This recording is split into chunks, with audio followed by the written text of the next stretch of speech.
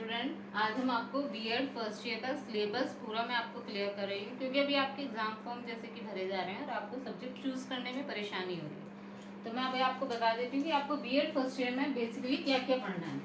आपको जो BEd first year में जब आप अपने एग्जाम फॉर्म भरोगे या जिस चीज़ की भी आपको एग्जाम देने हैं, आपको टोटल 6 एग्जाम देने हैं। बीएड फर्स्ट ईयर में जो आपका रिटन सिलेबस होगा वो टोटल उसमें आपके 6 एग्जाम आएंगे, जिसमें से कि आपका फर्स्ट होगा समकालीन भारत और शिक्षा।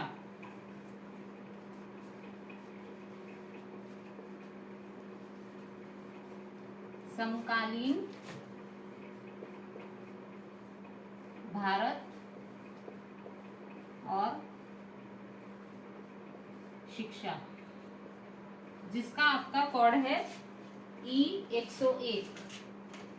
मैं इधर आपके कोड लिख दे रही हूँ, जिसका कोड है आपका E101। ठीक है। दूसरा आपका पेपर है E102, जिस पेपर का आपका नाम है शिक्षा के दार्शनिक एवं समाजशास्त्रीय परिप्रेक्ष्य।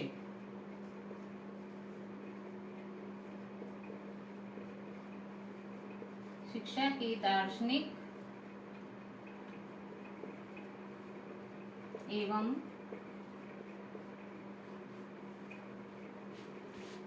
समाजशास्त्रीय परिप्रेक्ष्य। तीसरा पेपर है आपका E103, जिसका नाम है आपका अधिगमकर्ता का विकास। अधिगमकर्ता का विकास। फोर्थ पेपर होगा आपका E104, जिसका नाम होगा आपका शिक्षण एवं तकनीकी।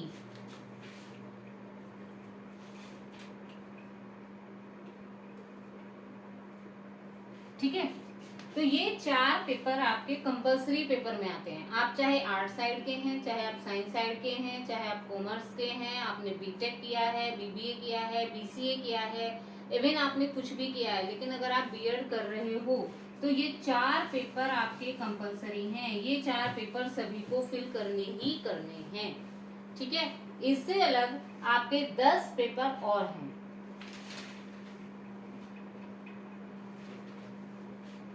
अब आते हैं आपके ऑप्शनल में आपके 10 पेपर आते हैं, जिसमें आपका आता है 201, जिसका है हिंदी। ये इसका आपका कोड है 201 हिंदी, 202 अंग्रेजी,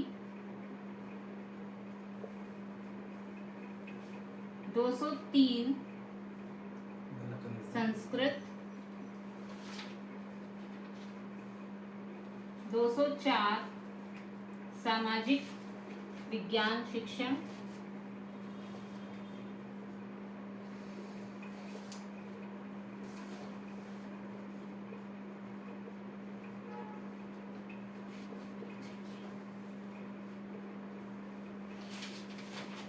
'इसमें आपका होता है ये हिंदी शिक्षण, अंग्रेजी शिक्षण, संस्कृत शिक्षण, 205 गणित शिक्षण,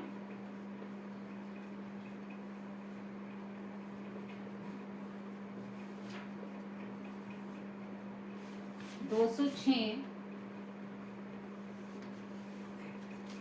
भौतिक विज्ञान शिक्षण,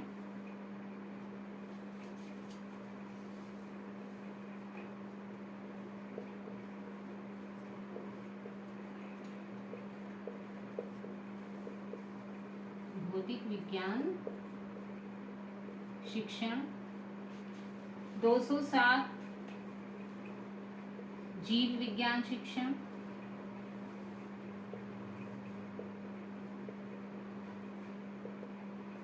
208 कंप्यूटर,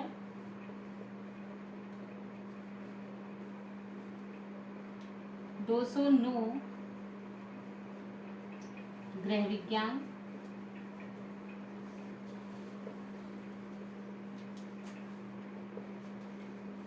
210 वाणिज्य शिक्षण।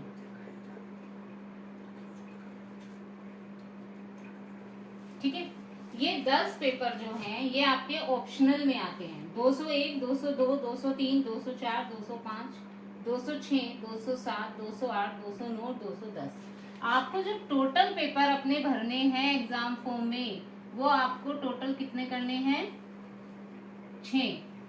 टोटल 6 पेपर आप उसमें डालोगे। तो आपके 4 तो ये हो गए कंपलसरी, ठीक है। उसके बाद 10 हो गए आपके ऑप्शनल। अब आपके ऊपर डिपेंड करता है आपको इनमें से कौन से लेने हैं। तो सबसे पहले हम बात करते हैं इसमें आर्ट्स ग्रुप की। अगर आप लोग आर्ट्स ग्रुप में हैं और किसी भी स्टूडेंट के पास हिंदी, इंग्लिश, संस्कृत इनमें से कोई एक सब्जेक्ट है, तो आपको इनमें से कोई एक सब्जेक्ट चूज करना है। लैंग्वेज में से हमेशा कोई एक ही लैंग्वेज मिलती है। आप एक साथ हिंदी या इंग्लिश या संस्कृत दोनों लैंग्वेज एक साथ नहीं ले सकते, ठीक है। तो एक तो आपको लैंग्वेज हो गई, उसके साथ आपका मिल जाता है सामाजिक विज्ञान शिक्षण। तो ये बेसिकली जो 4 सब्जेक्ट हैं शुरू के, ये आर्ट साइड वालों के लिए हैं। इसके अलावा अगर किसी के पास गृह विज्ञान है, जो गर्ल्स ग्रेजुएशन में गृह विज्ञान लेती हैं, आपको जो ये सब्जेक्ट चूज करने हैं, ये आपको अपनी ग्रेजुएशन के सब्जेक्ट्स के आधार पे चूज करने हैं। आपने ग्रेजुएशन जिन सब्जेक्ट्स में की है, अगर सपोज आपने ग्रेजुएशन में आपके पास हिंदी, एसएसटी और गृह विज्ञान है, तो आपके पास ये चूज रहेगा, आप एक गृह विज्ञान ले सकते हो, हिंदी, एसएसटी, इनमें से कोई 2 आप ले सकते हो, ठीक है। आपके ये आर्ट साइड में आपके 4 और एक 5, ये 5 सब्जेक्ट आपके आर्ट साइड के होते हैं। इसमें से भी 3 लैंग्वेज हैं। तीनों लैंग्वेज आप एक साथ नहीं ले सकते, आपको इनमें से कोई एक ही लैंग्वेज लेनी है। इस एक लैंग्वेज के साथ आप सामाजिक विज्ञान शिक्षण ले सकते हो, गृह विज्ञान ले सकते हो, दूसरा सब्जेक्ट। या अगर आप गृह विज्ञान लेना चाहते हो, कोई सी लैंग्वेज नहीं लेना चाहते हो, तो आप गृह विज्ञान और सामाजिक विज्ञान शिक्षण भी ले सकते हो। जिन बच्चों के पास इतिहास, भूगोल, अर्थशास्त्र, पॉलिटिकल साइंस, सोशियोलॉजी, ये 5 सब्जेक्ट जिन्होंने बीए में पढ़े हैं, उन बच्चों को बहुत कंफ्यूजन ये होता है कि मैम हमारे पास तो इतिहास था, इतिहास इसमें है ही नहीं, हमारे पास भूगोल था, भूगोल इसमें नहीं है, हम क्या लें। तो जिनके पास ये 5 सब्जेक्ट हैं, इतिहास, भूगोल, नागरिक शास्त्र, पॉलिटिकल साइंस या इकोनॉमिक्स, जो भी ये सब्जेक्ट हैं, ये सारे सब्जेक्ट आपके बीएड में सामाजिक विज्ञान शिक्षण में काउंट होते हैं। इन सबको मिला के आपका सामाजिक विज्ञान शिक्षण लिया जाता है। तो जो आर्ट्स ग्रुप के बच्चे हैं, वो ध्यान से अपने इन 5 सब्जेक्ट में से कोई 2 सब्जेक्ट अपने एग्जाम फॉर्म में फिल करेंगे। जो भी 2 सब्जेक्ट आप अपने एग्जाम फॉर्म में फिल कर दोगे, उन्हीं 2 सब्जेक्ट के आपको एग्जाम देने होंगे। इसीलिए ध्यान से अपना एग्जाम फॉर्म भरिएगा, ध्यान से उसमें अपने सब्जेक्ट फिल करिएगा। कहीं ऐसा ना हो आप उसमें गृह विज्ञान भर दो और तैयारी आप अंग्रेजी की कर रहे हो, या आपने हिंदी भर दी, आपको लेनी हिंदी की थी, आपने किसी से या किसी साइबर कैफे को आपने फॉर्म भरने के लिए दे दिया, उसने क्या किया, हिंदी भर दी, आपको पढ़नी इंग्लिश थी। ऐसा हर साल होता है। बहुत बच्चे बाद में परेशान होते हैं एग्जाम टाइम में। एग्जाम टाइम में बच्चे कहते हैं मैम हमें तो पता ही नहीं था, हमारा हिंदी भरा गया या इंग्लिश भरा गया, हमें तो इंग्लिश लेना था, साइबर कैफे वाले ने हिंदी भर दिया। इसीलिए हम बार बार कहते हैं, या आप कहते हो कि मैम आपके कॉलेज से फॉर्म भरवाया गया, तो इसीलिए हम बार बार आपको कहते हैं कि आप क्या करें, आप हिंदी, इंग्लिश, संस्कृत कोई एक सब्जेक्ट ध्यान से चूज करें। इसके साथ आप गृह विज्ञान या सामाजिक शिक्षण दोनों में से कोई एक सब्जेक्ट ले सकते हो, अगर आपने ग्रेजुएशन में गृह विज्ञान पढ़ा है तो, ठीक है। ये बात हुई आपकी आर्ट्स ग्रुप की। तो 4 सब्जेक्ट आपके ये हो गए। 2 सब्जेक्ट आपको इन 5 में से कोई 2 चूज करने हैं अपने अकॉर्डिंग। अब आते हैं हम साइंस साइड। साइंस में आपका बेसिकली क्या होता है, पीसीबी। साइंस में आपका या तो आप पीसीबी लोगे या आप लोगे पीसीएम, यानी physics, chemistry, math, physics, chemistry, bio. तो जिनके पास, अब ये आपका जो फिजिक्स और केमिस्ट्री है ये तो आपका सेम है। आया आपका बायो और मैथ। फिजिक्स और केमिस्ट्री जो होता है आपका, वो इसमें भौतिक विज्ञान में, भौतिक विज्ञान शिक्षण जो है ये भौतिक है, ये आपका बेसिकली फिजिक्स और केमिस्ट्री पे को मिला के बनता है, ठीक है। साइंस वाले बच्चों के लिए एक ये 206 का पेपर कंपलसरी है। 206 भौतिक विज्ञान शिक्षण यानी साइंस, ये सब्जेक्ट साइंस ग्रुप के लिए कंपलसरी है। बायो और मैथ, इन दोनों में आपको चूज करना है। जिन लोगों ने बीएससी बायो से की है उन्हें जीव विज्ञान लेना है, ठीक है। जिन लोगों ने बीएससी मैथ से की है उन्हें साइंस के साथ मैथ लेना है। तो साइंस वाले ग्रुप वालों को जो एक सब्जेक्ट चूज करना है, बेसिकली वो 207, 205 में से एक सब्जेक्ट चूज करना होता है। साइंस उनके लिए कॉमन रहता है। साइंस, फिजिक्स, केमिस्ट्री दोनों का जो बेसिकली मेन होता है वो साइंस हो गया, और जो इनके पास बायो है वो जीव विज्ञान लेंगे, जिनके पास मैथ्स है वो मैथ्स चूज करेंगे। जिन बच्चों ने बीटेक किया है वो इनमें से एक सब्जेक्ट कंप्यूटर ले सकते हैं, या जिन्हें जो कॉमर्स साइड के स्टूडेंट हैं उनका एक ये सब्जेक्ट फिक्स होता है कॉमर्स, उनका एक ही हो गया कॉमर्स। कॉमर्स के साथ वो कंप्यूटर ले सकते हैं, इंग्लिश ले सकते हैं या एसएसटी ले सकते हैं, ठीक है। कॉमर्स वाले स्टूडेंट ध्यान दें कि वो कॉमर्स वाले जो स्टूडेंट होंगे उनके लिए कॉमर्स लेना कंपलसरी होता है। एक सब्जेक्ट उनका कंपलसरी हो जाएगा। दूसरा, वैसे तो वो एसएसटी लेंगे, इंग्लिश भी ले सकते हैं, क्योंकि उनका दूसरा कोई कॉम्बिनेशन बनता नहीं है, तो इनमें से कोई एक सब्जेक्ट वो फिर भी कोई सा चूज कर सकते हैं जो वो चाहते हैं। तो ये जो आपके पेपर होंगे टोटल, ये सारे आपके, ठीक है, समझ में आ गए आपको। तो ये 6 पेपर जो होंगे ये आपके कंपलसरी पेपर में आएंगे। इसी तरह आपको अपने पेपर अपने सब्जेक्ट में फिल करने हैं।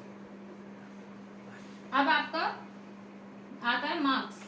बहुत से बच्चों को ये भी कंफ्यूजन रहता है कि मैम हमें कितने में से मार्क्स मिलेंगे, हमें क्या मिलेगा, तो मैं उसका भी आपको क्लियर कर देती हूँ। जो ये आपके चारों कंपलसरी पेपर हैं, ये हर एक पेपर आपका 100 मार्क्स का होगा। ये आपके चारों कंपलसरी पेपर होंगे, और आपके ये 2 जो आपके ऑप्शनल होंगे, ये आपके ऑल पेपर्स, सारे ऑल पेपर्स जो होंगे वो सभी आपके 100 मार्क्स के होंगे। रिटन में आपको 100 मार्क्स टोटल मिलेंगे, जिसमें से कि इन 100 मार्क्स में से एक्सटर्नल जो आपको मिलेंगे, जो आप एग्जाम दोगे, जो एक्सटर्नल मार्क्स होंगे वो होंगे आपके 80, और जो ये इंटरनल मार्क्स होंगे वो होंगे आपके 20। यानी 20% मार्क्स आपको कॉलेज से दिए जाएंगे, 80% मार्क्स का आपको एक्सटर्नल एग्जाम देना है, ठीक है। जो ये 20 मार्क्स होंगे ये आपके प्रैक्टिकल बेस होंगे, जो आपको कॉलेज से दिए जाएंगे। प्रैक्टिकल के लिए अब जब हमें ये 20% मार्क्स प्रैक्टिकल के लिए लाने हैं, तो अब हम बात करते हैं प्रैक्टिकल की, कि हम प्रैक्टिकल में हमें क्या क्या बनाना है। इसी के साथ स्टूडेंट को बहुत प्रॉब्लम होती है कि हमें प्रैक्टिकल की कौन कौन सी फाइल्स बनानी है। तो अब हम यहाँ पे आते हैं। सबसे पहले इसमें हमें बनाने हैं आपको 4 असाइनमेंट,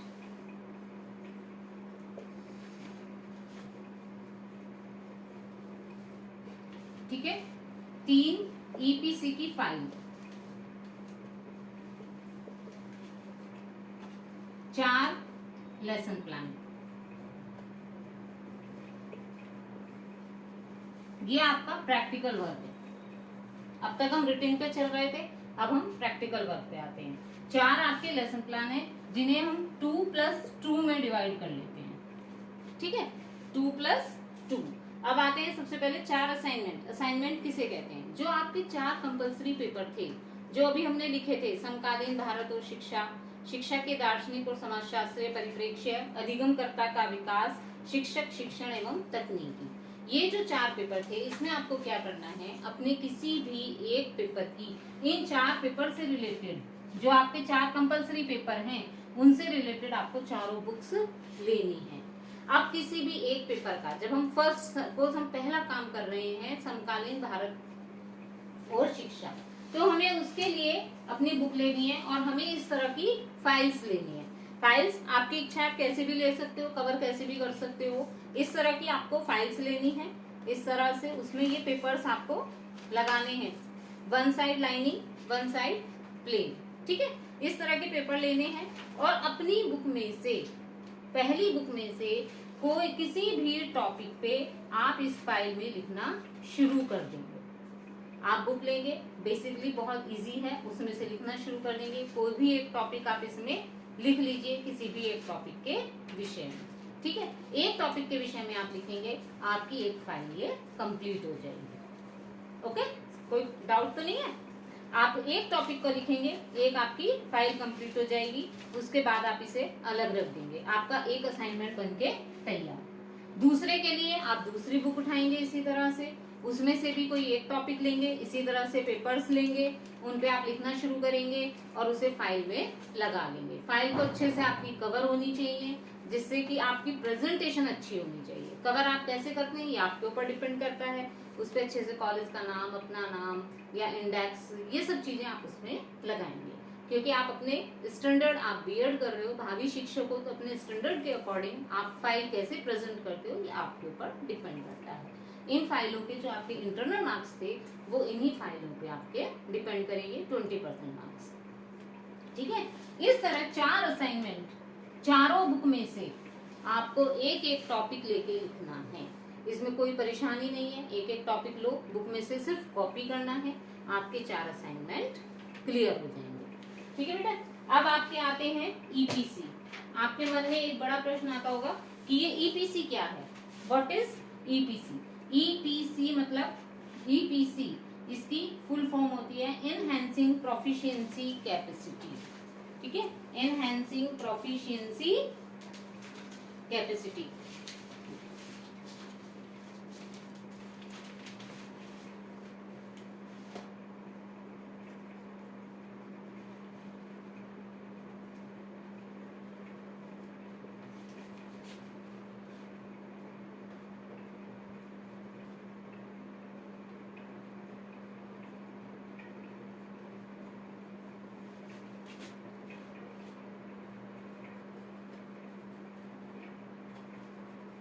इनहैंसिंग प्रोफेशनल कैपेसिटी, यानी आपकी जो प्रोफेशनल कैपेसिटी है उसे बढ़ाने के लिए आपकी ये ईपीसी की फाइलें बनाई जाती हैं। अब आपको 3 ईपीसी की फाइलें बननी है, 3 ईपीसी की हैं, तो आप आ जाओ ईपीसी 1, ईपीसी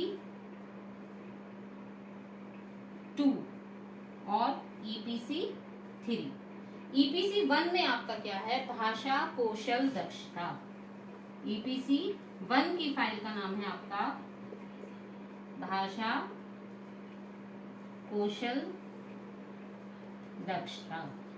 यानी आप क्योंकि भावी शिक्षक हैं, इस फाइल को बनाने में बच्चों को बहुत कंफ्यूजन होता है। भाषा कौशल दक्षता का मतलब होता है आपका स्ट्रेटनिंग लैंग्वेज प्रोफिशिएंसी, क्योंकि हर एक शिक्षक से ये अपेक्षा की जाती है, चाहे वो आर्ट साइड का हो, चाहे वो साइंस साइड का हो, कॉमर्स का हो, किसी भी लैंग्वेज, लेकिन उसे दोनों लैंग्वेज, हिंदी और इंग्लिश जो हमारे भारत की मेन लैंग्वेज हैं, उसे दोनों की जानकारी होनी चाहिए, एक बेसिक नॉलेज होनी चाहिए। तो इसमें आपको क्या करना है, आपको हिंदी की व्याकरण और इंग्लिश की व्याकरण दोनों के बारे में एक ही फाइल के अंदर लिखना है। एक ही फाइल के अंदर थोड़ा सा हिंदी के बारे में लिख लेंगे, थोड़ा सा इंग्लिश के बारे में लिख लेंगे। ठीक है, कुछ पेजेस हिंदी के लिख लोगे, कुछ पेजेस हिंदी की व्याकरण और इंग्लिश की व्याकरण। आपको सिलेबस में से मिल जाएगा कि आपको क्या क्या लिखना है। हिंदी व्याकरण में जैसे आपको नॉर्मल चीजें लिखनी होती हैं, स्वर किसे कहते हैं, शब्द पर्यायवाची शब्द होते हैं, विलोम शब्द होते हैं, इस तरह से, या संधि, समास, उपसर्ग, निबंध, पत्र, ये सब चीजें जो हिंदी व्याकरण में आती हैं सबको लिखनी होती है। उसी तरह इंग्लिश में noun, pronoun, figure of speech और एसे, या ये सब चीजें कैसे लिखी जाती हैं, ये सब आपको इंग्लिश लैंग्वेज में लिखनी है। बहुत से बच्चे कहते हैं कि मैम हमारे पास तो हिंदी है ही नहीं, हम तो साइंस के हैं, हमें भी लिखनी है। या कुछ कहते हैं जी हमने तो इंग्लिश लिए, क्या हमें हिंदी की भी लिखनी है। कुछ कहते हैं हमने कॉमर्स लिए, क्या हमें भी करना है। तो इसका जवाब यही है, ये ईपीसी की तीनों फाइलें सभी के लिए कंपल्सरी है, क्योंकि बीएड में आप इसे समझिए, इसका है एनहांसिंग प्रोफेशनल कैपेसिटी, जो आपकी जरूरी प्रोफेशनल क्वालिटी है उन्हें बढ़ाने के लिए ईपीसी कहा गया है। इसमें भी फर्स्ट ईपीसी 1 है आपका भाषा कौशल दक्षता, स्ट्रेटनिंग लैंग्वेज प्रोफिशिएंसी, यानी हर स्टूडेंट को, हर अध्यापक को हिंदी और इंग्लिश दोनों भाषाओं का ज्ञान होना जरूरी है, चाहे वो किसी भी सब्जेक्ट का क्यों ना रहा हो। तो ये फाइलें जो हैं ये सभी को बनानी है। दूसरी ईपीसी 2 है आपकी कला एवं सौंदर्य।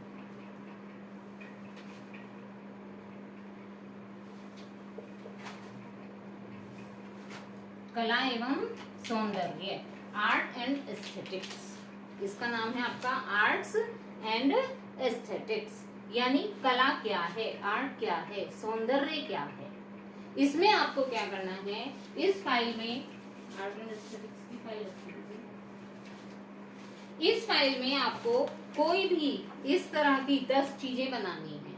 देखो जैसे इस बच्चे ने बनाई हुई है बर्ड एक्टिविटी, इसने बर्ड एक्टिविटी बनाई हुई है, इसे बना के इसने एक साइड लगा दिया है, और अब ये इसने कैसे कैसे बनाई है इसके बारे में इधर लिख दिया गया है।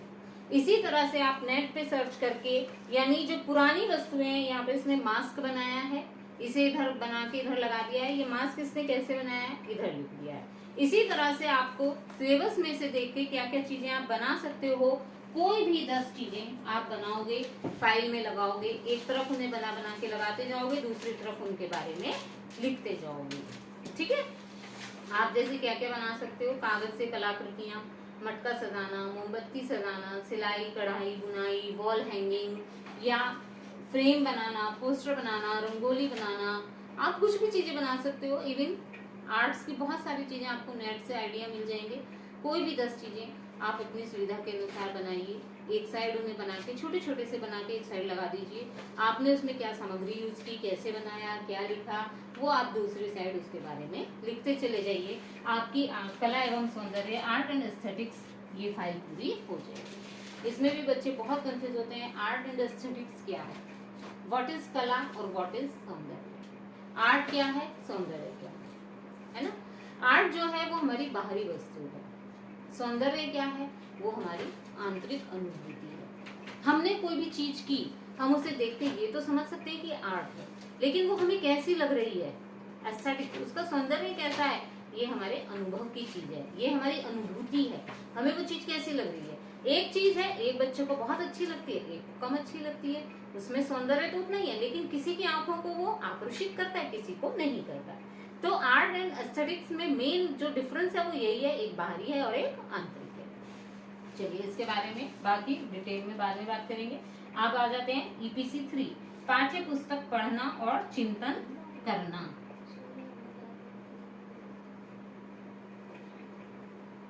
पाठ्य पुस्तक पढ़ना और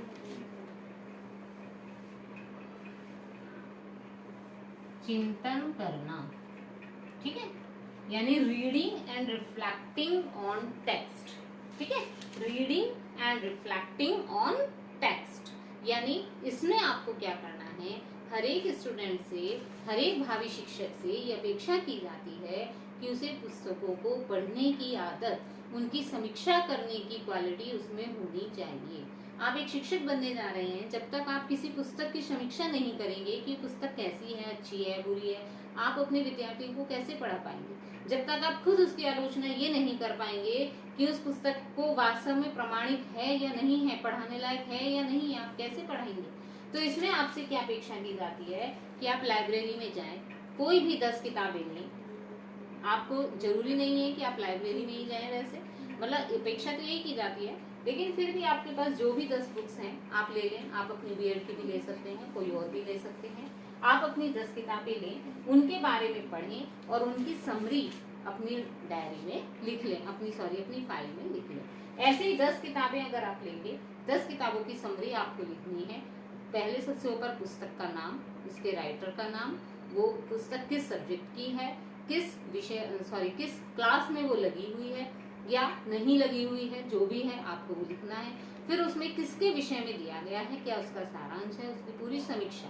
आप अपने शब्दों में आपको उसकी समीक्षा लिखनी है, यानी 2 पेज 2.5 पेज जितने में आप लिख सकते हैं, पूरी समीक्षा उसकी लिखनी है। एक तरह से सारांश जैसे हम लिखा करते थे बचपन में, वही चीज इसमें है। हमें इसमें पूरी बुक का सारांश लिखना है। ठीक है, तो ये आपकी फाइल बन जाएगी। आपके 4 असाइनमेंट जो आपको कंपलसरी पेपर में से बनाने हैं, सबके लिए कंपलसरी हैं, वो आर्ट साइड के हों, साइंस के हों, कॉमर्स के हों, कोई भी हो। आपकी ये 3 ईपीसी की फाइलें सबके लिए कंपलसरी हैं। बहुत से लड़के कहते हैं हमने तो आर्ट्स कभी नहीं बनाई, बहुत सी गर्ल्स कहती हैं हमारे पास तो हिंदी था, हम इंग्लिश की क्यों लिखें। तो ये कंफ्यूजन किसी को नहीं रखना है।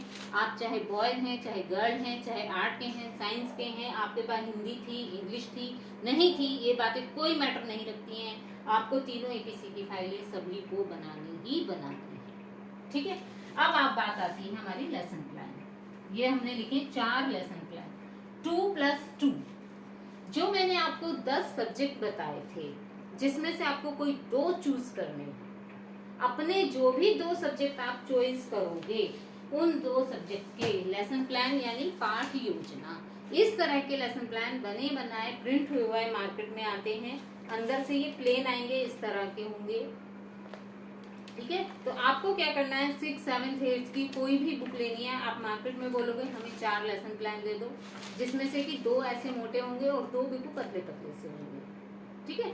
आप मार्केट में बोलोगे हमें लेसन प्लान दे दो, ये प्रिंट करे कराए किसी भी बुक शॉप पे आपको मिल जाएंगे, उनसे आप ये लेसन प्लान ले लोगे। अपने सब्जेक्ट के जो सब्जेक्ट अब आप एग्जाम फॉर्म में फिल करोगे उन सब्जेक्ट के लेसन प्लान, ये पाठ योजना होती है। इसका मतलब होता है जब आप कहीं पढ़ाने जा रहे हो बच्चे को, तो ऐसा तो नहीं है कि आप डायरेक्ट जाओ और पढ़ाना शुरू कर दो, ऐसा नहीं हो सकता ना कि आपको एकदम क्लास में भेज दिया जाए। आपको पहले सोचना तो पड़ेगा आपको क्या सब्जेक्ट पढ़ाना है। मैं भी आपके आज वीडियो बनाने आई हूँ, तो मैंने भी पहले ये सोचा कि मुझे आज किस सब्जेक्ट पे वीडियो बनानी है। तो हम जो सोच रहे हैं आज हमें क्लास में जाके क्या पढ़ाना है, और जब हमने पहले अपना सब्जेक्ट चूज कर लिया हमें ये सब्जेक्ट पढ़ाना है, फिर उस सब्जेक्ट में हमें क्या चैप्टर पढ़ाना है, हम वो अपने दिमाग में पहले सोच के जाएंगे क्या चैप्टर पढ़ाना है, उस चैप्टर में हमें क्या पढ़ाना है, ये तैयारी, हम क्या पढ़ाना चाहते हैं, कौन सा सब्जेक्ट पढ़ाना चाहते हैं, वो सब आपकी पाठ योजना यानी पढ़ाने से पहले जो आप योजना करते हो, ग्रहवर्क करते हो, वो सब पाठ योजना इसमें लिखी जाती है। तो आपके जो 2 सब्जेक्ट हैं आप वही सब्जेक्ट तो पढ़ाओगे जो आपके मेन सब्जेक्ट होंगे। जैसे जिसके पास हिंदी और एसएसटी है वो हिंदी और एसएसटी का बनाएगा, जिसके पास साइंस मैथ है वो साइंस मैथ का पढ़ाएगा, जिनके पास इंग्लिश और गृह विज्ञान है वो इंग्लिश गृह विज्ञान का बनाएगा, जिसके पास बेसिकली कहने की बात ये जिसके पास जो 2 सब्जेक्ट है वो अपने उन 2 सब्जेक्ट के 2 लेसन प्लान बनाओगे, ठीक है। आपको आई थिंक आपको सारी चीजें समझ में आ गई होंगी। ये 2 लेसन प्लान का यही मतलब है कि 2 आपको मोटे लेने हैं, 2 आपको छोटे लेने हैं। तो 2 आपके ये बन जाएंगे मोटे वाले, एक हिंदी, सपोज आपके पास हिंदी एसएसटी है तो एक हिंदी का बन गया, एक एसएसटी का। ऐसे ही आपके 2 पतले पतले से आएंगे, फिर आपके वो भी 2 एक एक करके बनेंगे, एक हिंदी का और एक एसएसटी का, ठीक है। इस तरह से आपके ये हो जाएगा। आई थिंक कोई प्रॉब्लम नहीं है, अगर कोई प्रॉब्लम होगी तो मैं अपनी नेक्स्ट वीडियो डालूंगी, आप उसमें देख लेना। ओके।